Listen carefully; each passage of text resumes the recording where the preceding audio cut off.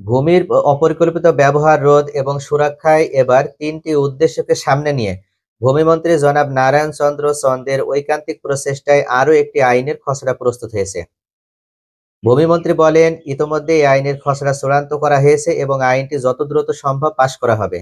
আইনটির নামকরণ করা হয়েছে ভূমি জোনিং প্রকল্প ও সুরক্ষা আইন 2024। ভূমিমন্ত্রী বলেন, এই আইনের মাধ্যমে সাধারণত তিনটি উদ্দেশ্য বাস্তবায়ন করা হবে। যে তিনটি উদ্দেশ্য বাস্তবায়নের লক্ষ্যে এই আইনটির খসড়া প্রস্তুত হয়েছে, আজকের এই ভিডিওতে আমি সে সম্পর্কে বিস্তারিতভাবে আলোচনা করব। ভিউয়ার্স, মনে রাখবেন, ভূমিমন্ত্রী বলেন যে আমরা শুধু কৃষি জমির উপরে নির্ভরশীল নয়, কৃষি জমি আমাদের প্রাণ। অর্থাৎ কৃষি জমি রক্ষা করতে হবে, কৃষি জমির উর্বরতা যেন কোনোভাবে নষ্ট না হয়, কৃষি জমির উর্বরতা যেন কোনো অসাধু চক্র বা কোনো দুষ্ট চক্র নষ্ট করতে না পারে, সেই বিষয়ে আমাদের সকলকে কিন্তু ভূমিকা রাখতে হবে। পাশাপাশি উনি বলেন, কৃষি জমি রক্ষা করার পাশাপাশি জমির যে শ্রেণীগুলো আছে, এলোমেলো ভাবে শ্রেণী রয়েছে, যে শ্রেণীটা নির্ধারণ করা হয়েছিল মূলত সিএস রেকর্ডের সময়। আর সিএস রেকর্ড অতিবাহিত হয়ে যাচ্ছে প্রায় 100 বছর। এর মধ্যে জমির উপরে নির্ভরশীল হওয়ার কারণে বাংলাদেশে যে অনাবাদি যে জমিগুলো ছিল বা পতিত যে জমিগুলো ছিল, সেই অনাবাদি ও পতিত জমিগুলো সর্বোত্তম ব্যবহার নিশ্চিত করার মাধ্যমে বর্তমানে ভূমিমন্ত্রী জনাব নারায়ণ চন্দ্র চন্দ্র বলেন যে দেশের অর্থনীতিকে এগিয়ে নিয়ে যাওয়া সম্ভব। তিনি বলেন, বিগত সালে বা বিগত রেকর্ডগুলোতে যতগুলো ভূমির শ্রেণী ছিল সে সমস্ত ভূমির শ্রেণীগুলো রহিত করে দেওয়া হচ্ছে এবং এখন থেকে মাত্র 10টা শ্রেণী থাকবে ভূমির উপরে। এছাড়া ভূমিমন্ত্রী আরো বলেন যে আরো একটি উদ্দেশ্য নিয়ে এই আইনটির খসড়া প্রস্তুত করা হয়েছে, সেটা হচ্ছে ভূমির সর্বোত্তম ব্যবহার কিভাবে নিশ্চিত করা যায় সেই বিষয়ে। তাহলে ভিউয়ার্স, আপনারা মনোযোগ সহকারে ভিডিওটি দেখতে থাকেন। আমি পর্যায়ক্রমে এখন এই তিনটি উদ্দেশ্য কি এবং তিনটি উদ্দেশ্যের ভিতরে কি কি বিষয় নিহিত আছে সেই বিষয়গুলো আমি এখন এক্সপ্লেন করে আপনাদের সামনে উপস্থাপন করব। 1 নম্বরে যে বিষয়টি বলা হচ্ছে সেটি হচ্ছে কৃষি জমির উর্বরতা কোনোভাবে নষ্ট না হয় এবং কৃষি জমির সর্বোত্তম ব্যবহার নিশ্চিত করার জন্য যে আইনের খসড়াটি প্রস্তুত করা হয়েছে, এই খসড়াটি সরাসরি ভূমি মন্ত্রণালয়ের পক্ষ থেকে অন্যান্য যে মন্ত্রণালয় আছে বা যে মন্ত্রী মহোদয় আছে তাদের কাছে প্রেরণ করা হবে। ভূমিমন্ত্রী বলেন, এই আইনের খসড়া প্রস্তুত করানোর জন্য সরাসরি প্রধানমন্ত্রী নির্দেশনা প্রদান করেছেন এবং তারই আলোকে তিনি এই আইনের খসড়াটি প্রস্তুত করেছেন। তিনি বলেন, দেশকে যদি উন্নতির দিকে এগিয়ে নিয়ে যেতে হয় তাহলে কোনোভাবেই এই আইন বিরুদ্ধে কোনো কাজ করা চলবে না এবং এই আইনের বাস্তবায়ন যত দ্রুত সম্ভব সেটা নিশ্চিত করতে হবে। ভূমিমন্ত্রী এ সম্পর্কে আশাবাদ ব্যক্ত করেন যে সকল মন্ত্রী ওনার এই খসড়ার পক্ষে ইতিবাচক মনোভাব পোষণ করবেন এবং খসড়াটি কিভাবে বাস্তবায়ন করা যায় সে সম্পর্কিত প্রয়োজনীয় দিক নির্দেশনা প্রদান করবেন। এছাড়া উনি বলেন, শুধুমাত্র সরকারের পক্ষ থেকে ভূমিকা নিলেই হবে না বা পদক্ষেপ নিলেই হবে না, দেশের আপামর যে জনসাধারণ আছে তাদের সকলকে এই বিষয়ে সচেতন হতে হবে এবং তাদের সামনে যদি কোনো ধরনের অন্যায় সংঘটিত হয় বা ভূমির উপরে কোনো ধরনের যদি জবরদখল বা কোনো ভূমি দস্যুতা সৃষ্টি হয়, এই বিষয়ে সরাসরি সরকারের যে সংশ্লিষ্ট দায়িত্বশীল কর্মকর্তা বা অফিস আছে তাদেরকে অবহিত করতে হবে। এজন্য ভূমি মন্ত্রণালয়ের পক্ষ থেকে ইতিমধ্যে জরুরি কল সেন্টারও চালু করা হয়েছে, যে জরুরি কল সেন্টারে কল করার মাধ্যমে চাইলেই জনগণ বাংলাদেশের যে কোনো প্রান্ত থেকেই এই ভূমি দস্যুদের বিরুদ্ধে তারা তথ্য প্রদান করতে পারবে ভূমি মন্ত্রণালয়ের কাছে। তাহলে ভিউয়ার্স, শুধুমাত্র সরকারের পক্ষ থেকে পদক্ষেপ যে নেওয়া হচ্ছে এরকম না, ওরা ভূমিমন্ত্রী সরাসরি আমাদের উদ্দেশ্যেও কিন্তু উনি কথা বলেছেন, অর্থাৎ আমাদেরকেও সচেতন হতে হবে এবং আমাদের কোন কোন দায়িত্ব পালন করতে হবে সেই বিষয়ে উনি ওখানে নির্দেশনা প্রদান করেছেন।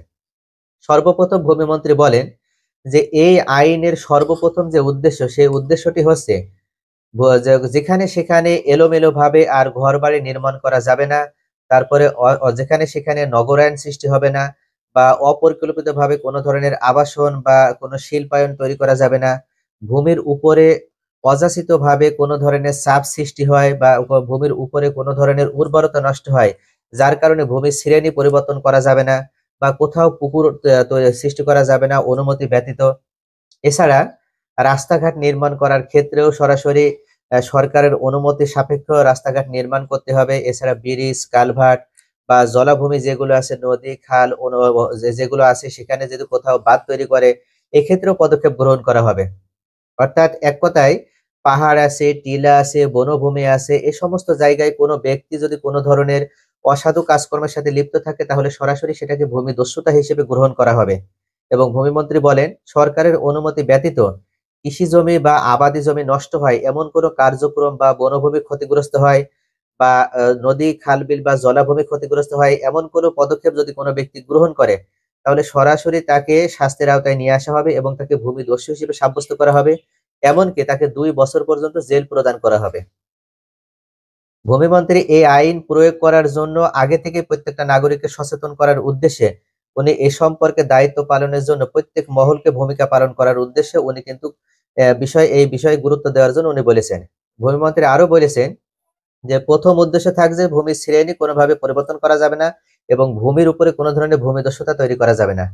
দ্বিতীয় যে উদ্দেশ্য নিয়ে এই আইনটি পাশ হচ্ছে সেটি হচ্ছে ভূমির সুরক্ষা নিশ্চিতকরণের জন্য বা ভূমির উপরে কোনো ধরনের ভূমিদস্যুতা দূর করার জন্য বা ভূমির জবরদখল রোধ করার জন্য ওই বাংলাদেশের প্রত্যেকটা অঞ্চলকে 10টি অঞ্চলে বিভক্ত করা হচ্ছে।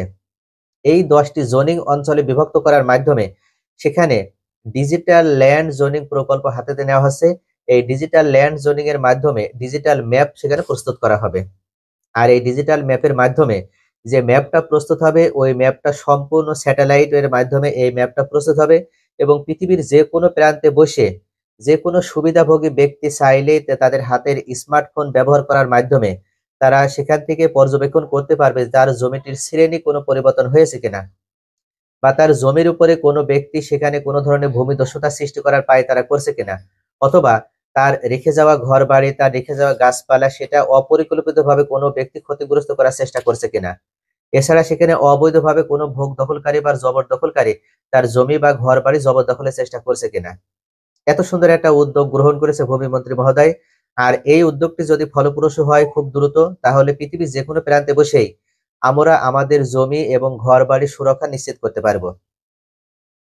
ভূমিমন্ত্রী আরো বলেন যে এই যে ল্যান্ড জোনিং প্রকল্প বা যেখানে ডিজিটাল ম্যাপ প্রস্তুত করা হবে, এই ডিজিটাল ম্যাপের মাধ্যমে পৃথিবীর যে কোনো প্রান্তে বসে শুধুমাত্র সেটা আমরা দেখতেই পারবো না, পাশাপাশি তার বাড়িতে যদি কোনো ধরনের দুষ্কৃতিকারী বা জবরদখলকারী যদি সেটা দখলের চেষ্টা করে, সেক্ষেত্রে সরাসরি ভূমি মন্ত্রণালয়ে যে কল সেন্টার আছে সেখানে কল করার মাধ্যমে এই বিষয়ে অবহিত করা যাবে। এমনকি মোবাইল কোড যেটা গঠন করা হয়েছে এই মোবাইল কোডের মাধ্যমে 24 ঘন্টার ভিতরে ওই ধরনের সুবিধাভোগী ব্যক্তিরা চাইলেই সুবিধা গ্রহণ করতে পারবে।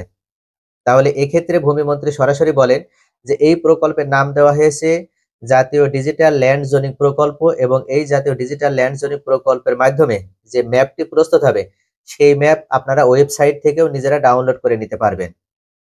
তাহলে ভিউয়ার্স, আশা করি আপনারা বুঝতে পারছেন যে প্রথম যে উদ্দেশ্য সেটি হচ্ছে কোনোভাবেই ভূমির শ্রেণী পরিবর্তন করা যাবে না এবং ভূমির উপরে অবৈধভাবে বা ভূমির উপরে কোনো ধরনের ব্যক্তি মালিকানায় বা কোনোভাবেই হোক ব্যক্তি স্বাতন্ত্র্যবাদ বজায় রাখার জন্য বা ব্যক্তি স্বার্থ সিদ্ধির জন্য সরকারের ক্ষতিগ্রস্ত হয় বা সাধারণ জনগণের ক্ষতিগ্রস্ত হয় এমন কোনো কার্যক্রম কেউ গ্রহণ করতে পারবে না।